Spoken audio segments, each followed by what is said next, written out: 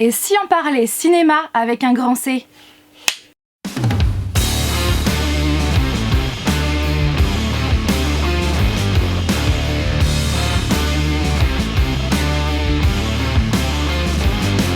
Hey vous! J'espère que vous allez bien.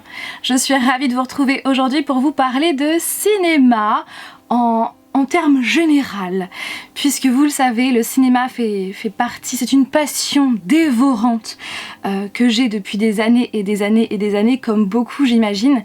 Et tout récemment, je me suis dit, tiens, pourquoi pas faire une vidéo dans laquelle je partagerai 10 anecdotes sur le cinéma en général, puisque ce sont des anecdotes que j'ai pu trouver dans mes livres de cinéma que j'ai à la maison, aussi sur internet, mais aussi dans mes cours que je faisais au lycée, puisque j'ai fait option cinéma, et tout récemment j'ai retrouvé mes cours et j'ai encore des notions dans ma tête.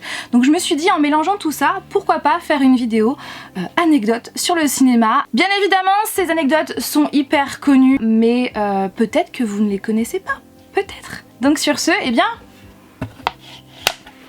on y va!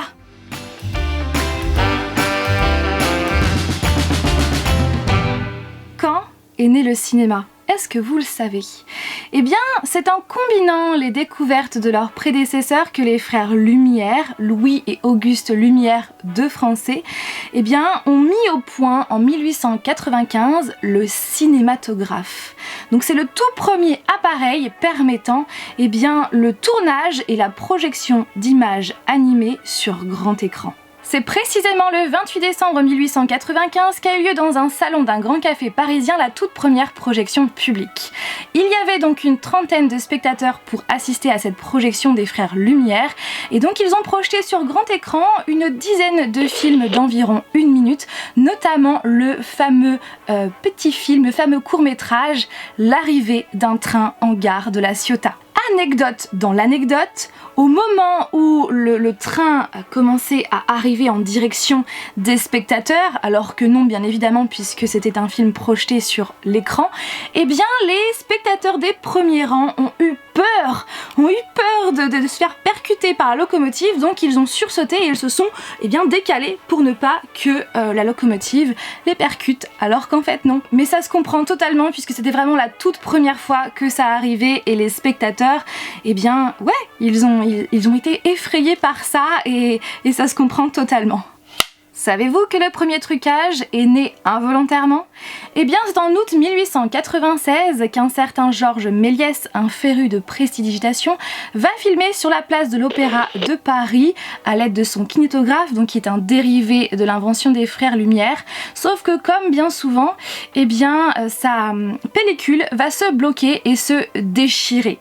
Donc 1 minute va alors suffire à Georges Méliès pour remettre l'appareil en marche.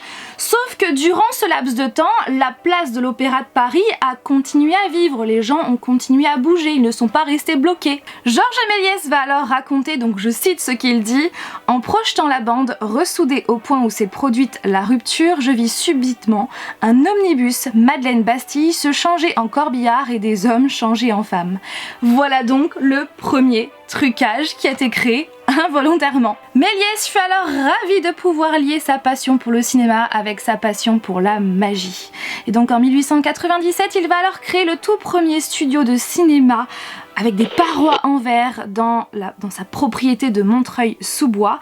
Et dans cet endroit, il va alors mettre en œuvre toutes ses idées, toutes ses innovations. Quelques années plus tard, en 1902, il va réaliser le premier film catastrophe avec éruption volcanique à la Martinique, puis le premier film de science-fiction que tout le monde connaît, j'imagine, donc le fameux Le Voyage dans la Lune, qui dure 14 minutes. Il va aussi créer le premier film d'aventure fantastique avec le voyage de Gulliver à Lilliput et les géants. Jusqu'en 1913, plus de 500 films furent produits et réalisés par Méliès dans ce studio, rien que ça. Donc finalement, on peut dire en quelque sorte que les trucages de Georges Méliès d'il y a plus de 100 ans sont finalement les trucages numériques d'aujourd'hui.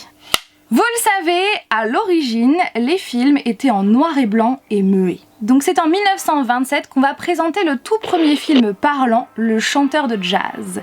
Bien évidemment, le succès est immédiat, mais l'ajout de la parole va bouleverser le travail de certains acteurs et va mettre fin à la carrière de certains acteurs, puisque pour certains d'entre eux, leur voix ne convient pas.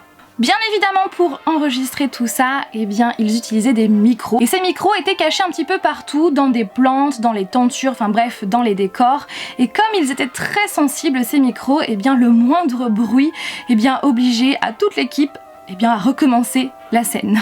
Viendra plus tard les microphones fixés sur des perches tenues par des perchistes, puis enfin la technique du son optique, donc le son est enregistré directement sur la pellicule en même temps que l'image. Mais qu'en est-il du passage à la couleur? Tout d'abord, la couleur se fait au pinceau image par image, puis au pochoir dans des ateliers de coloriage. Et c'est en 1932 que l'invention du Technicolor voit le jour, puisque sur 3 pellicules, la caméra va alors enregistrer les 3 couleurs primaires, le bleu, le jaune et le magenta, qui assemblés ensemble vont bien sûr créer l'image en couleur. C'est donc en 1932 qu'est sorti le tout premier film en couleur qui s'intitule Des arbres et des fleurs. Et donc comme pour le son, viendra ensuite l'enregistrement des couleurs directement sur une seule et même pellicule avec le son, avec l'image.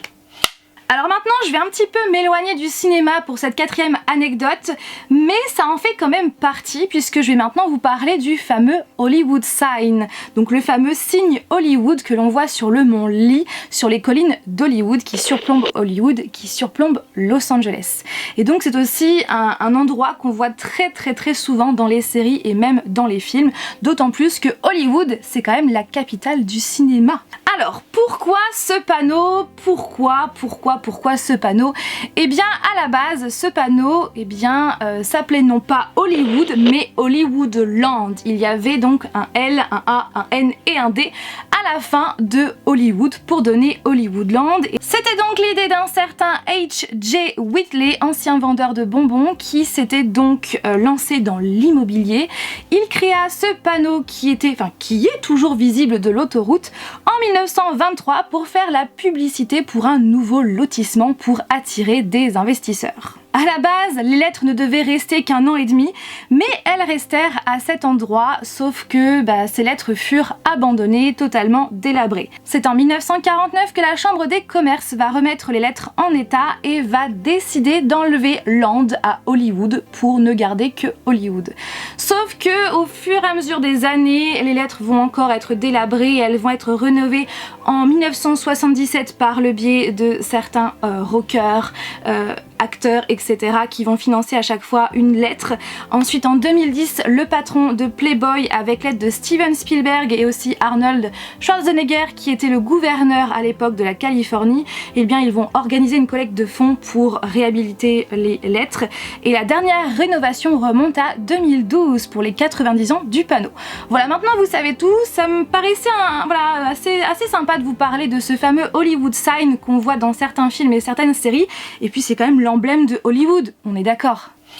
Walt Disney manquait d'imagination. Oui, ça paraît insensé, non? En 1919, son patron pour lequel il travaillait au journal Kansas City Star va licencier Walt Disney parce qu'il manquait d'imagination, de créativité et de bonnes idées. C'est inimaginable, on est bien d'accord, parce que je crois qu'il n'y a pas plus créatif que Walt Disney, et je pense que par la suite le patron a dû s'en mordre les doigts. Et donc pour l'ironie du sort, Walt Disney va racheter quelques temps plus tard ABC qui possédait ce fameux journal de Kansas City Star. Du coup le patron qui l'a licencié est finalement devenu son employé, hein, pas mal non? Pour l'anecdote 5 bis, Steven Spielberg a été recalé 3 fois de ses études de cinéma. Quand on voit ce qu'il a fait, les films qu'il a fait, c'est incroyable, non? En 1995 est sorti le tout premier Toy Story. Et donc sachez que Pixar, en faisant donc Toy Story, a signé le tout premier long métrage d'animation entièrement produit par ordinateur, entièrement produit en 3D. Incroyable, surtout pour l'époque, c'était incroyable. Alors tout le monde connaît bien sûr Hollywood, mais est-ce que vous connaissez Bollywood? Eh bien Bollywood, c'est le cinéma indien, puisque l'Inde, oui, attention, préparez-vous, tout le monde pense que Hollywood c'est vraiment l'usine qui fait le plus de films mondialement. Eh bien pas du tout, puisque c'est l'Inde qui est le premier producteur mondial de films, puisqu'ils font à peu près un peu plus de 800 films par an. C'est dingue, non? Les premiers studios de cinéma en Inde sont nés dans les années 20, dans les années 30, à Bombay, Calcutta et Madras, et Bombay est devenue par la suite la capitale du cinéma en Inde. Elle est surnommée Bollywood en référence à, bien sûr, Hollywood. Pour les films, sachez que les films bollywoodiens eh bien, durent très souvent 3 heures environ. Ouais, oui, ça fait long, non? Chaque année a lieu les fameux Oscars en février. Vous savez, cette petite statuette comme ça, là, les Oscars. Mais pourquoi l'appelle-t-on Oscar? Pourquoi pas, je sais pas moi, Patrick? Alors pour le côté technique, la statuette mesure un peu plus de 34 cm de haut et pèse 3,85 kg. C'est quand même assez lourd pour une statuette. Elle est plaquée or en 24 carats et elle coûterait environ 900 $, ce qui est quand même plutôt pas mal. Elle représente un chevalier au visage vraiment neutre qui tient une épée dans sa main, dans ses mains gantées, et il est debout sur une bobine de film, donc bien sûr qui représente le cinéma. Cette statuette a été réalisée, donc dessinée par Cedric Gibbons et a été sculptée par George Stanley, voilà pour les petites anecdotes. Bon, c'est bien beau tout ça, mais ça ne nous dit pas pourquoi cette statuette s'appelle Oscar. Eh bien, il y a 3 versions qui existent, c'est-à-dire qu'on sait, mais en fait non, on sait pas trop quelle personne aurait donné ce prénom Oscar, puisque chacune de ces 3 personnes qui sont citées dans ces versions affirme que c'est elle qui a donné ce prénom. Bref, on va voir tout de suite ces versions. Donc pour commencer, la première version, c'est que Margaret Herrick, documentaliste de l'Académie, eh bien, aurait choisi de l'appeler donc par ce prénom, puisqu'apparemment eh bien, cette statuette ressemblerait à son oncle qui s'appellerait donc Oscar. La seconde version, c'est que l'actrice Bette Davis eh bien, affirme que ça vient d'elle, puisqu'elle aurait aussi retrouvé une ressemblance entre la statuette et son mari Harmon Oscar Nelson Jr. Et pour la troisième version, eh bien cette fois-ci c'est le journaliste Sidney Skolsky qui affirme que ça vient de lui. Il aurait donné ce surnom par rapport à une réplique d'une pièce de théâtre à Broadway. Donc cette réplique c'est « Voulez-vous un cigare, Oscar ?» Voilà pour la réplique. Donc on ne sait pas qui de Margaret Herrick, de Bette Davis ou encore de Sidney Skolsky viendrait ce surnom, mais en tout cas voilà, depuis 1939, ce nom Oscar est utilisé pour désigner cette statuette.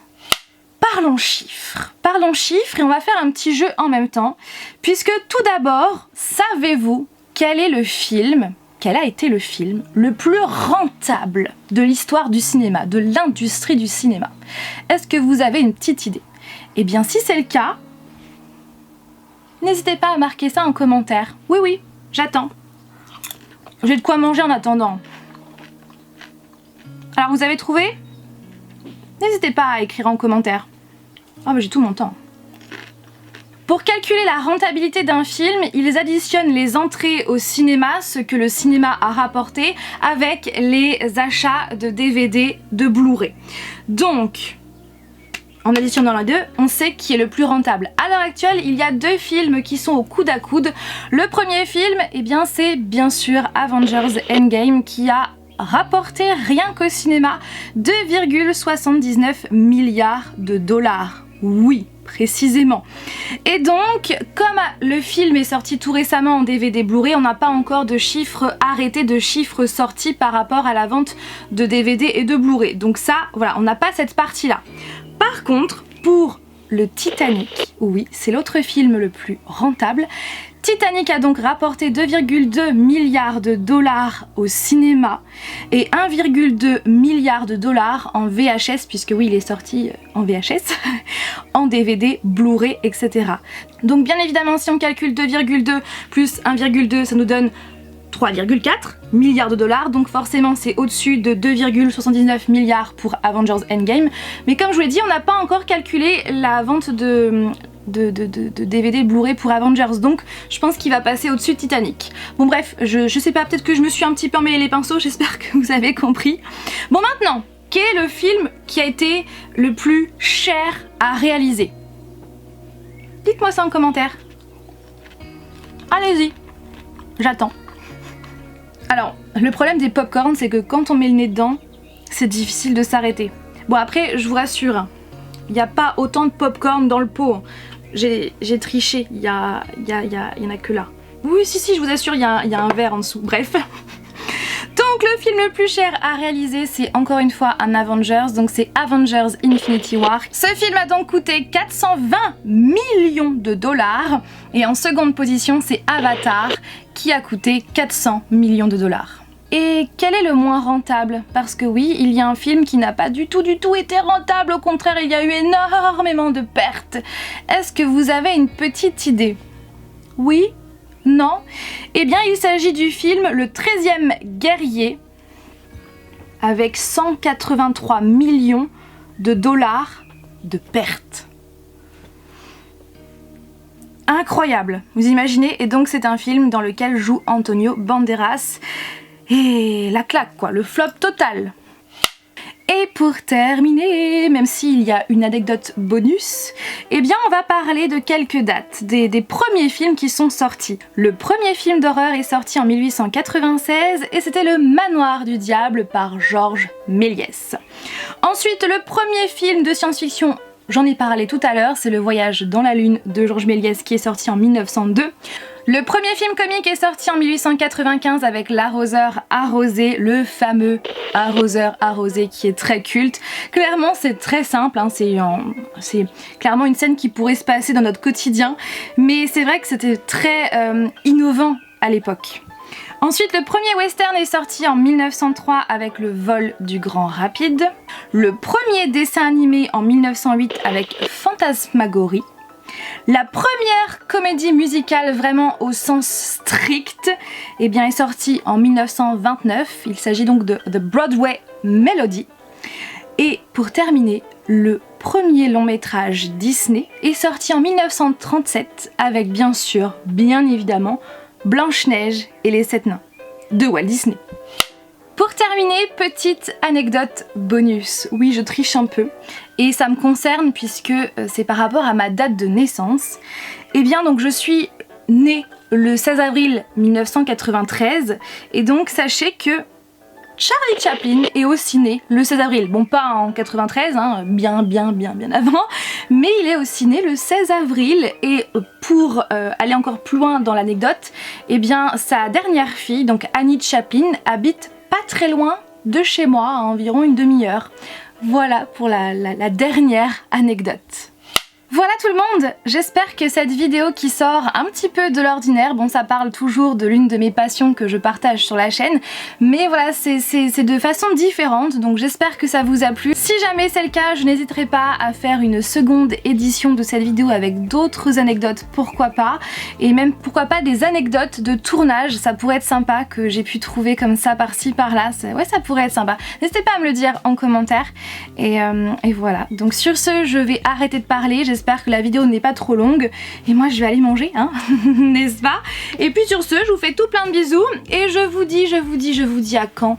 Je vous dis à dimanche prochain pour une nouvelle vidéo. Bye!